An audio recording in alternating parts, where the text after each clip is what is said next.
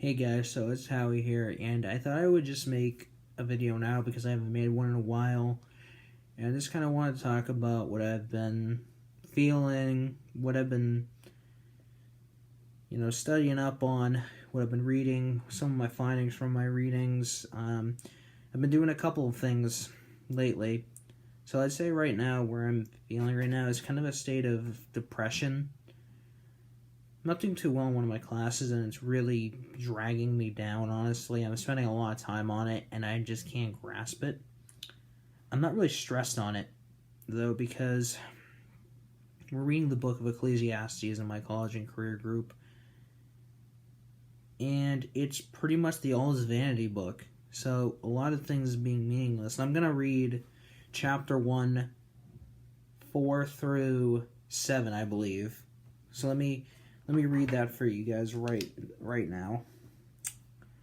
So, generations come and generations go, but the earth remains forever. The sun rises and the sun sets and hurries back to where it rises.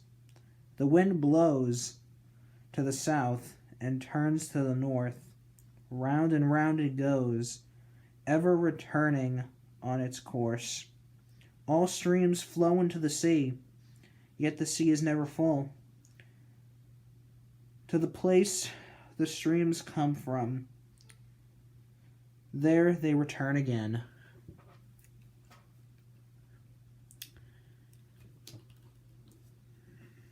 It's powerful stuff. So the book is obviously an all is vanity kind of thing, as I said, and it really plays into just kind of where I'm feeling right now, because I've always had a bit of an issue with stress, and lately I really just haven't been that stressed because there's been a lot of great assurance after I was, just super down and, was going through a bunch of trials. So I'm not really stressed anymore. I'm more just sad because, there's a pretty good chance that I'm not going to be able to make it out of this class. So I guess the good news is, since all is vanity, then a math class is certainly vanity. Meeting with my mentor today, he said it's not, as long as I'm using it to the purpose of glorifying God, which I 100% agree with. I've also been dealing with a little bit of doubt lately. And, just kind of doubting things.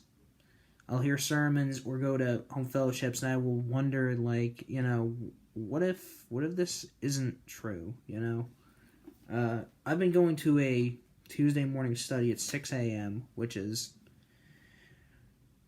a horrible time, which I don't particularly like, but it's a good study, and I'm going to go ahead and read some of that book right now. It's called Calvin's Institute, and it's a really good book. I don't even know if I'm going to be able to read this, honestly. If I can't read it, then we will just call it a day. So, sorry for a bit of the jump cut, but long story short, we had to call it a day because I can't read this font. I usually use what I'm recording on to blow this up. But Calvin's Institute, it was talking a bit about,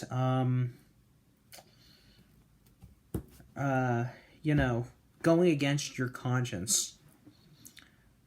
And sometimes when you go against your conscience, you're,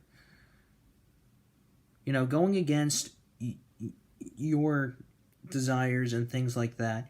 So when you follow your conscience, you can actually be going against God. And, I've been talking with my mentor, as I said, and he pretty much told me that I have to put up a fight against the doubt, and I have been trying to.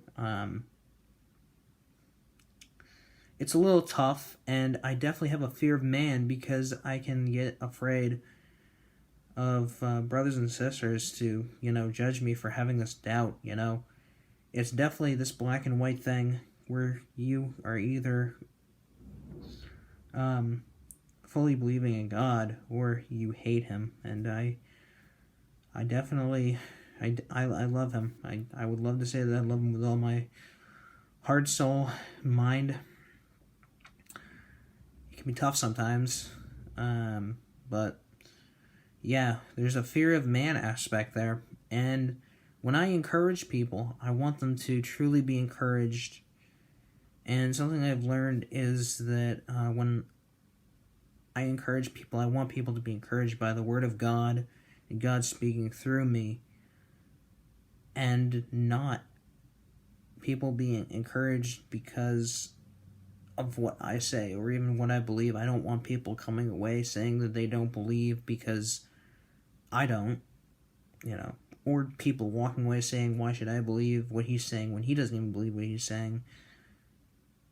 But it's a good thing that it's not me that you should really be listening to. It's the Word of God, If I say something and doubt it, it's still written and it's still true. So, yeah, I'm not really sure. Honestly, there's just this kind of state of depression lately. It's, I don't know. It's something where I want to be able to thank God for this trial, and I want to be able to come out of this saying that it is well with my soul. And I believe I'll be able to do that. I would say I'm mainly just sad because I really want to be able to get through this class. But it's looking pretty bleak, so I definitely just am going to keep praying for, strength and wisdom as it sees fit, and meet with my professor and just, find out some things. But